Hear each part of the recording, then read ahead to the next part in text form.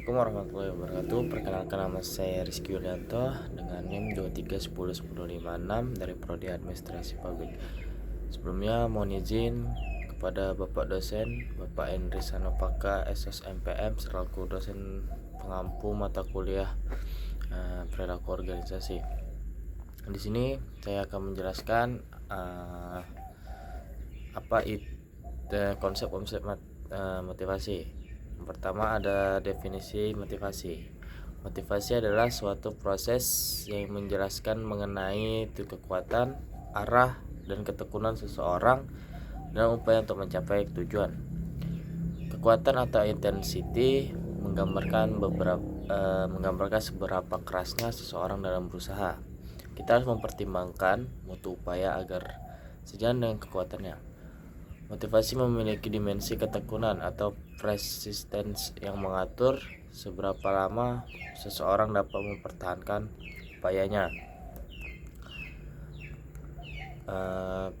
Kemudian ada teori-teori awal mengenai motivasi. Yang pertama ada teori hierarki kebutuhan. Teori dari Abraham Maslow ini membuat hipotesis bahwa di dalam setiap manusia terdapat hierarki 5 kebutuhan. Yang pertama yaitu ada fisiologis. Fisiologis ini meliputi tentang kelaparan, kehausan, tempat tinggal, dan kebutuhan fisik. Kemudian yang kedua ada rasa aman. Rasa aman ini meliputi keamanan dan perlindungan dari bahaya fisik dan emosional. Kemudian yang ketiga itu ada sosial. Sosial ini meliputi kasih sayang, persahabatan, dan rasa memiliki. Kemudian yang keempat itu ada penghargaan.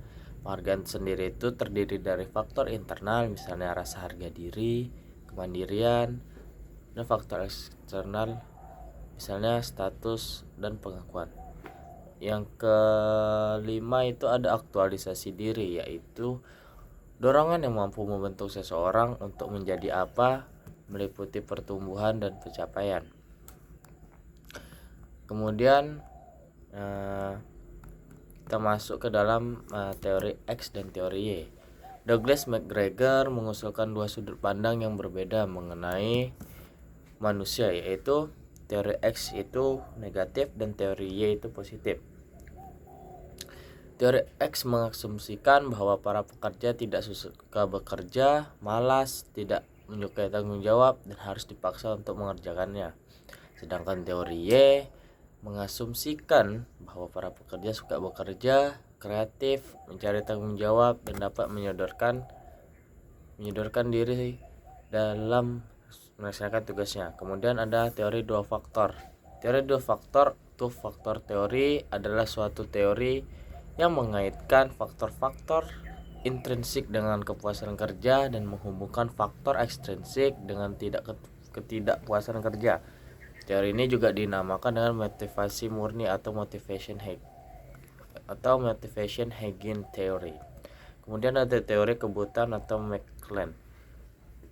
Teori ini menyatakan bahwa pencapaian, kekuasaan, dan afiliasi adalah 3 kebutuhan yang penting dan dapat membentuk dalam menjelaskan motivasi. Teori kebutuhan McClellan dikembangkan oleh David McClellan dan rekan-rekan dengan melihat kebutuhan. Yang pertama itu kebutuhan akan pencapaian atau NACH adalah dorongan untuk berprestasi, untuk pencapaian berhubungan dengan serangkaian standar. Kemudian yang kedua itu ada kebutuhan akan kekuasaan atau NPOW, adalah kebutuhan untuk membuat orang lain berperilaku dengan cara yang tidak akan dilakukan tanpa dirinya. Kemudian yang ketiga itu ada kebutuhan akan afiliasi atau NAFF, adalah keinginan untuk hubungan yang penuh persahabatan dan interpersonal yang dekat. Kemudian ada teori ekspektansi. Teori ekspektansi atau ekspektansi teori yang dikemukakan oleh Victor Fromm menunjukkan bahwa kekuatan dari suatu kecenderungan kita untuk bertindak dalam cara tertentu bergantung pada kekuatan ekspektansi kita mengenai hasil yang diberikan dan keterkaitannya. Kemudian itu ada kesimpulan yang dapat kita ambil dari materi ini, yaitu Motivasi adalah gejala psikologis dalam membentuk dorongan yang timbul pada diri seseorang secara sadar untuk melakukan tindakan dengan tujuan tertentu. Tujuan motivasi secara umum dapat dikatakan bahwa tujuan motivasi adalah menggerakkan atau menggugah seseorang agar timbul keinginan dan kemauannya untuk melakukan sesuatu sehingga dapat memperoleh hasil atau mencapai tujuan tertentu yang erat kaitannya dengan kehidupan sehari-hari, pekerjaan, dan berorganisasi. Baik, selanjutnya kita masuk ke studi kasus, yaitu transformasi motivasi kerja di sektor UMKM pariwisata Kota Tanjung Pinang.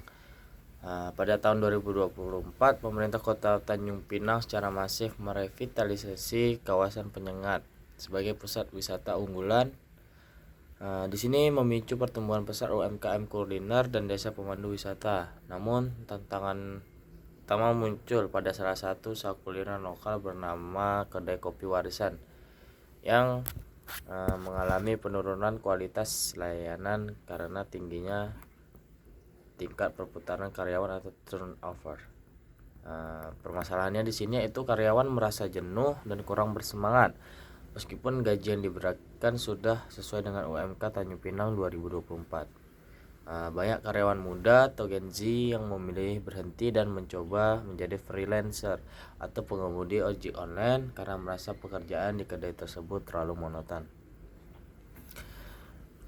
Kemudian untuk menyelesaikan masalah ini, manajemen menerapkan beberapa teori motivasi. Yang pertama itu ada teori dua arah. Yang pertama ada teori faktor higien atau kesehatan.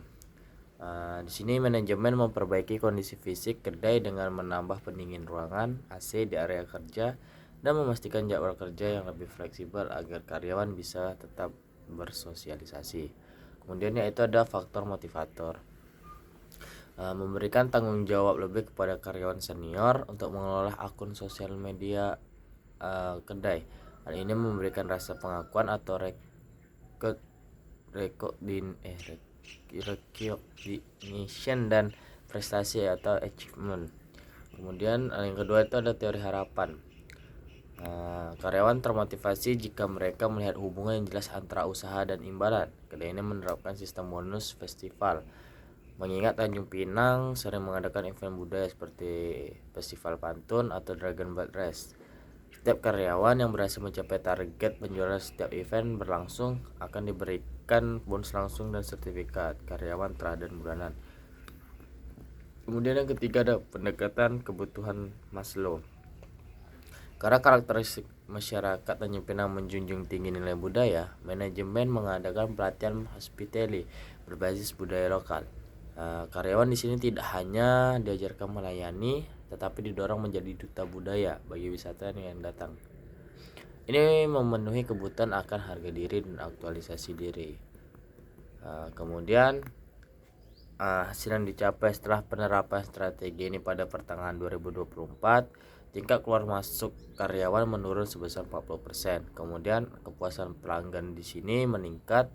Terlihat dari rating Google Maps yang naik karena pelayanan yang lebih ramah dan informatif. Kemudian inovasi, munculnya menu-menu baru hasil kreativitas karyawan yang merasa suaranya didengar oleh pemilik. Jadi kesimpulan dari studi kasus ini yaitu kasus ini menunjukkan bahwa di Tanjung Pinang di 2024 motivasi finansial gaji saja tidak cukup. Pekerja lokal memerlukan pengakuan identitas budaya dan fleksibilitas kerja untuk tetap termotivasi di tengah perkembangan industri pariwisata yang dinamis. Mungkin cukup sekian presentasi materi yang bisa saya sampaikan. Terlebih terkurang saya mohon maaf. Assalamualaikum warahmatullahi wabarakatuh.